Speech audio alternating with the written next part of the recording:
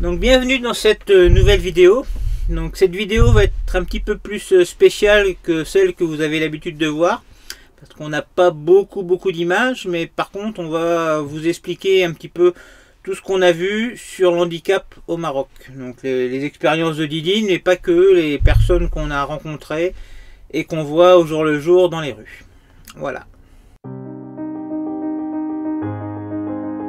Bonjour, moi c'est Amaury. Et moi c'est Bernadine, alias Didine.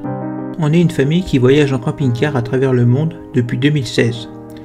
Nous sommes tous les deux atteints d'une maladie génétique, Didine est en fauteuil roulant, mais cela ne nous empêche pas de réaliser nos rêves d'évasion. Cela fait maintenant un mois que dans nos vidéos, nous vous partageons notre quotidien au Maroc. Ce n'est encore que le début, car nous avons encore au moins 4 mois à vous faire partager au jour le jour nos difficultés au quotidien, nos galères, mais aussi nos joies, nos rencontres.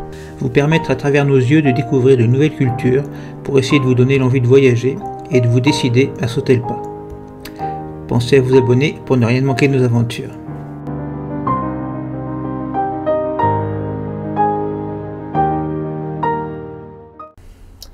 Donc quand on était venu il y a 4 ans, donc en 2018, au camping Toubkal à Taliwin, le responsable du camping s'était extasié devant mon fauteuil qui passait partout et tout ça, enfin, il n'avait jamais vu de ce style.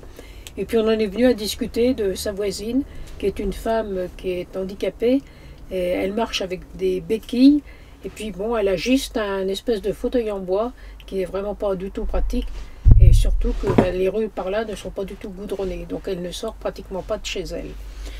Donc on avait décidé de lui faire une surprise si on revenait au Maroc. Et puis surtout que lui, il nous avait dit là en 2018 que si même si on avait des vieux fauteuils à réparer ou quoi, on pouvait leur emmener et qu'eux ils les réparer et qu'il n'y avait pas de problème, quoi. Ça c'est le Maroc. Et donc du coup, quand on est revenu donc cette année, Hartmann nous a reconnus tout de suite, c'est facile, moi avec le fauteuil de Didine. Et donc on lui a dit qu'on se rappelait de l'histoire de cette jeune femme et qu'on lui avait apporté un fauteuil manuel, ce que Didine n'utilise plus. Voilà, donc on lui a fait ce don en espérant que ça va lui améliorer son quotidien et sa qualité de vie. Donc voilà, donc avec lui on est allé la rencontrer chez elle, enfin du moins devant sa porte, parce que c'était déjà pas facile, même pour moi avec mon fauteuil tout-terrain, d'accéder jusque là. Les rues sont très en pente, caillouteuses, enfin il n'y a pas de goudron, hein. La plupart des villes du Maroc, mis à part les grandes villes, dès qu'on sort des grands axes, les routes ne sont pas goudronnées. Donc je suis arrivée devant sa porte, il y a au moins 5 marches. Pas des petites. C'est pas des petites. Et en plus, il y a juste un pan incliné, mais de la largeur d'une roue de moto. Parce que ici, on fait des pans inclinés pour les motos, pour les rentrées, mais pour les handicapés, ça n'existe pas, ou très rarement. Donc voilà, donc elle est descendue tant bien que mal sur ses béquilles. Personnellement, j'oserais pas. et bon, elle ne parle pas français, donc puis elle était assez pudique, donc c'était quand même difficile de la filmer. On ne lui a pas demandé, on a juste demandé à faire une photo avec elle, quoi. Et comme il y avait la barrière de la langue, c'était pas évident. Par contre, après, on est allé boire un thé chez Hartmann avec sa famille et tout. En fait, ils vivent tous en famille dans le même quartier. Il y a les parents, les grands-parents, les cousins, les cousines. Enfin, c'est vraiment quelque chose qu'on voit ici et qu'on ne voit plus du tout en France. Ils sont d'ailleurs étonnés qu'il y ait encore quelqu'un comme Amaury qui voyage avec sa mère. Parce que pour eux, en Europe, ils ont l'impression que tous les vieux, on les met dans des hospices ou autres et qu'on ne s'en occupe pas. Donc voilà, on est là, l'exception qui confirme la règle. Ils me disent tous que je vais aller au paradis. Voilà. Avec ma maman. Donc oui, bon après, donc on lui a donné le fauteuil, mais on ne l'a pas essayé ni rien tout de suite. Et puis après, bon, on est rentré et puis là on a croisé aussi des gens en fauteuil. On vous montrera quelques photos. C'est pas du tout évident. On a même vu quelqu'un qui poussait un fauteuil avec 2 personnes dessus. Donc, vous voyez, ils n'ont vraiment pas de gros moyens, quoi. Donc au Maroc, apparemment, il y a très peu d'aide pour les gens handicapés au niveau du matériel et tout ça. Donc Hartmann nous disait qu'il y avait, je ne sais plus si c'est quelqu'un de sa famille ou un voisin ou autre, qui a un morceau de jambe en moins, enfin coupé en dessous le genou, et donc il a une espèce de pilon. Et là, sa famille et ses amis sont en train de se cotiser pour essayer de lui acheter un morceau de jambe un peu articulé, quoi, une prothèse plus adaptée. Chose chez nous, on n'y songe même pas parce que chez nous tout est pris en charge à 100%. Quoi. Donc c'est pas du tout évident pour eux. Il nous a aussi parlé de certaines associations au Maroc, donc souvent en tant qu'Européens on ramène du matériel, on donne aux associations en se disant ça va aller aux personnes qui en ont besoin. Et en fait oui ça leur va, mais certaines prennent le matériel et le revendent aux handicapés.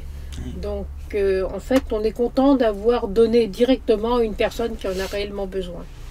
Donc c'est vrai que bon il y a pas que des associations malhonnêtes ou bizarres, mais c'est vrai que c'est un petit peu dommage quoi.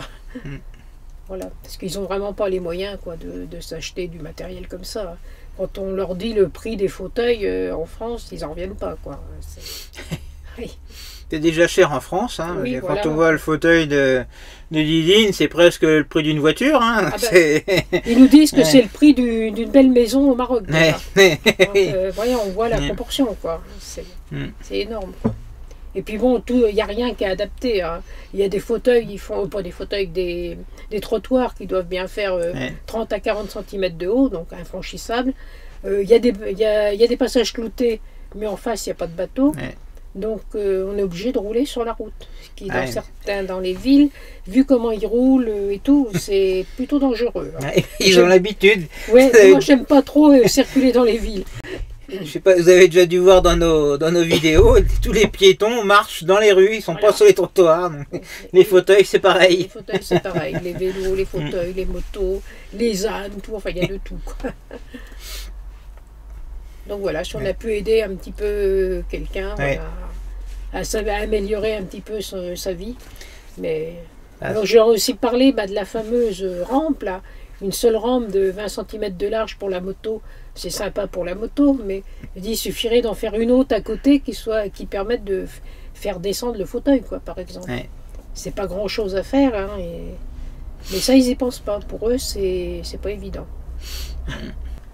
Oui, c'est pareil à Tétouan, lorsqu'on avait visité la Médina, j'avais vu un monsieur sur un petit scooter électrique et j'avais essayé de discuter avec lui. Bon, c'est toujours pas facile parce qu'il ne parlait pratiquement pas français. Mais il disait qu'en fait, quand ils arrivent à avoir du matériel comme ça, le souci après, c'est les pièces. Par exemple, les batteries. Ils n'arrivent pas à trouver de batteries et de choses comme ça, quoi. Donc, c'est pas du tout évident. Donc, c'est vrai qu'à la limite, il vaut mieux leur donner des choses qui sont très très simples à entretenir.